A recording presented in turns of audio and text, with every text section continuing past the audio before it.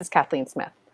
I am the library media specialist at Ledyard High School, and I have gotten a number of questions about Google Meet, so I wanted to answer them for you today. The things we'll cover are the Google Grid View, how to see your class when you're in presentation mode or presenting mode, how to mute students or have them leave class, and how to schedule meetings and try to end meetings. So I am creating this video on Saturday, March 28th at 5:07 p.m. I am pointing that out to you because things are changing so quickly. By Tuesday, there could be something new, and I will try to keep you updated as best as I can. So as of right now, what I know, let's go to what Google put out on March 19th. So on March 19th, they announced some changes, some improvements that they were making. These were to be rolled out within 2 to 3 weeks. So we're still in that time frame. So the first thing I see here is only meeting creators and calendar owners can mute or remove other participants in a meeting. Okay. The next is meeting participants will not be able to rejoin nicknamed meetings once the final participant has left. Don't think that is active yet. But again, by Tuesday, by next week, it could be. So I will give you an idea for a workaround for that as well. The next thing I would like to point out is in the Chrome Web Store, there is an extension that was just released a couple days ago. It is called Google Meet Grid View. You would click the button here that would say add extension to Chrome or add to Chrome. Once you've added it, you get these 4 squares up in your URL bar. Once you've added it, you get the 4 squares in the URL bar here, and then you'll be able to use it with your Google Meet.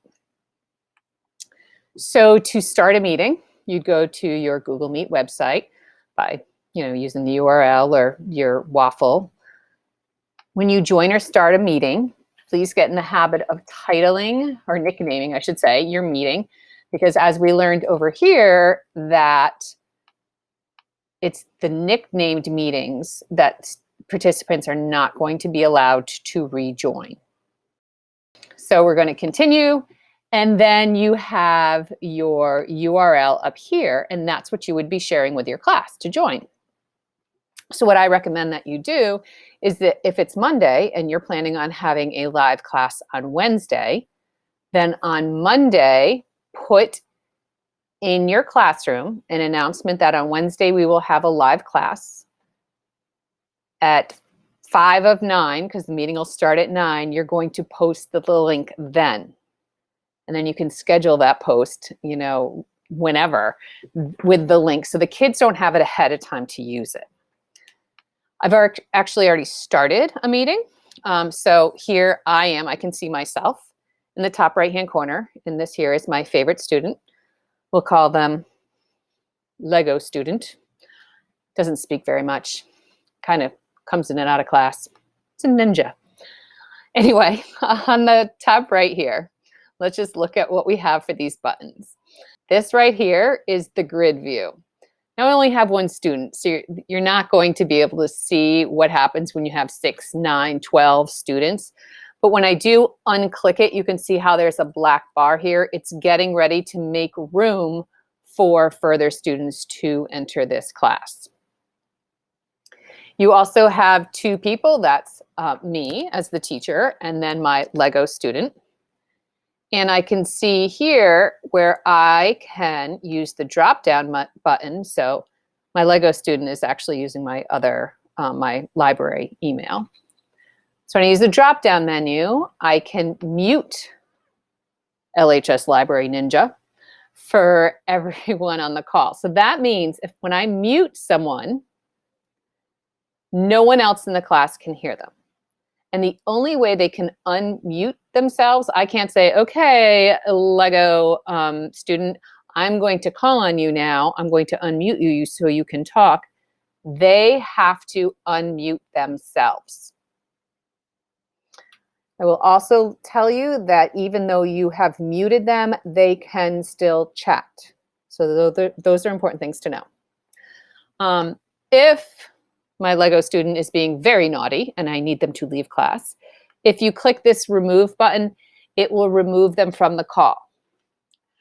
As of right now, Saturday at 5-something p.m., they can rejoin.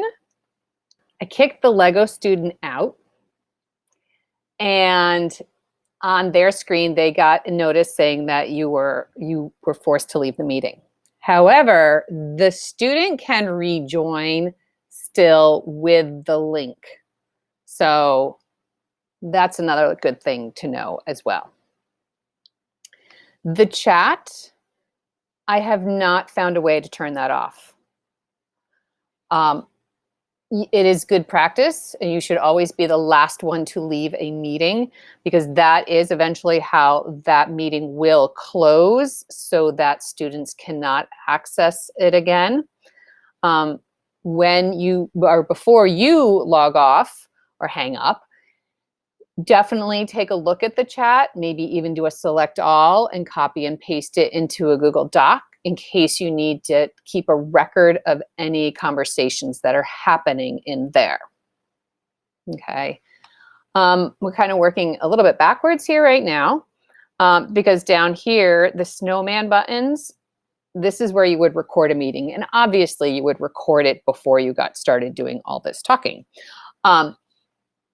So you have your record a meeting, you can change the layout, but you're not going to need to worry about that if you prefer the grid view. You may want to point out to students that there is this full screen option because their Chromebooks are pretty small. So that might be something, especially when you're presenting, that could be helpful to them. Another question teachers have asked me is, okay, when I'm presenting, I can't see my students anymore. I get that. So the workaround for that, if you were on anything but a Chromebook, so Chromebooks, this is going to be a little bit trickier with. So what I'm going to do is what I'm doing right now is I'm opening up another Google or another Chrome window. Okay, so you can just open up another window, or you could just drag your tab out so that it's in another window. So the reason I'm opening all these windows is because when I go to present now, I'm going to say present my entire screen.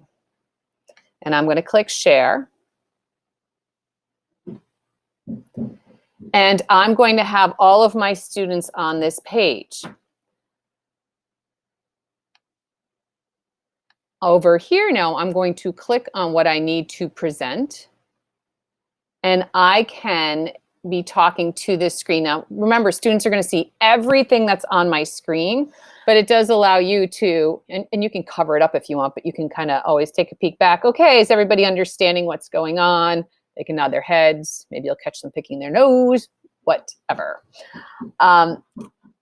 This is also a good way to monitor chat. So if you have your chat window open and then you come over here, you can always take a peek back to see what's happening in the chatter during your lesson as well. Okay, but what about this hang-up issue that we're still talking about? Okay, why is the link still live? How can we end that? I don't have a good answer for you right now. You could try using a temporary URL. So taking that code up here, your URL address that you need to start your meeting, and finding a temporary URL generator and scheduling it to expire. That's the workaround that I have right now until it has gone live, which could be Monday for all I know, that you are the last person, when you're the last person to leave a meeting, so that when you end the meeting link is then expired. I hope this helped answer some of your questions. If you have more questions, if you need assistance, call me. If you want to practice a meet and just push buttons and have someone on the other side, let me know. I'm home all day, every day. So give me a call or shoot me an email. And I hope everyone's doing well. Take care. Bye.